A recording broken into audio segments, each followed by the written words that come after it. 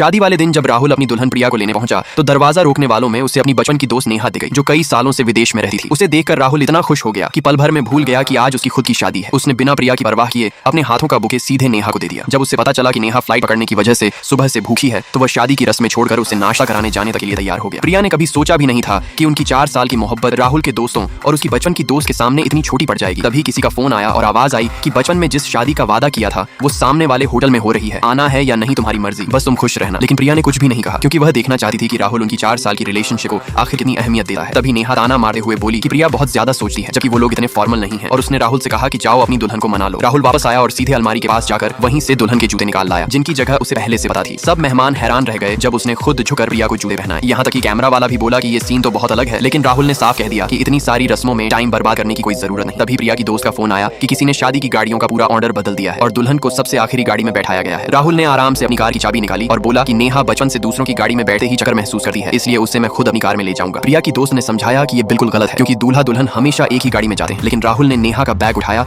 और बिना किसी की बात सुने बाहर निकल गया। प्रिया भी पीछे पीछे बाहर आई और उसने अपनी आंखों से देखा कि राहुल ने नेहा का सामान अपनी कार की डिक्की में रखा, फिर खुद उसके लिए आगे वाली सीट का दरवाजा खोलकर उसे बैठाया। उसी पल प्रिया समझ गई कि 4 साल का प्यार राहुल के लिए सिर्फ मजाक था। राहुल को पूरा भरोसा था कि प्रिया उसे छोड़कर कहीं नहीं जाएगी। उसने मुस्कुराकर नेहा को कार में रखी चॉकलेट दी और कहा पहले ये खा लो, फिर दोनों वहां से निकल गए। प्रिया की दोस्त ने उसे शादी तोड़ देने की सलाह दी, लेकिन प्रिया चुपचाप राहुल की तय की हुई दूसरी गाड़ी में बैठकर वेडिंग वेन्यू की तरफ निकल गई। उसे ले जाने वाला राहुल का एक और दोस्त था जिसे जरा भी अंदाजा नहीं था कि उसका फोन पीछे लगी स्क्रीन से कनेक्ट हो चुका है और उसकी सारी चैट और बातें सबके सामने दिखाई दे रही हैं। स्क्रीन पर साफ लिखा था कि बुके के लिए लड़ने की भी जरूरत नहीं, भाई चाहे तो सीधे दे देगा, बस उसे खुश रहना चाहिए। ये सब देखकर प्रिया का दिल टूट गया, जबकि उसकी दोस्त ने तुरंत सबूत के तौर पर अपने फोन से फोटो ले ली। फिर उसी ग्रुप की चैट में प्रिया को पता चला कि राहुल हर साल उनकी रिलेशनशिप की एनिवर्सरी पर उसके साथ समय बिताने की बजाय विदेश जाकर नेहा से मिलता था, और उसे आज एहसास हुआ कि इतने सालों से उसके साथ कितना बड़ा धोखा हो रहा था। लाइक सब्सक्राइब कर देना, भगवान आपको बहुत खुशी देगा।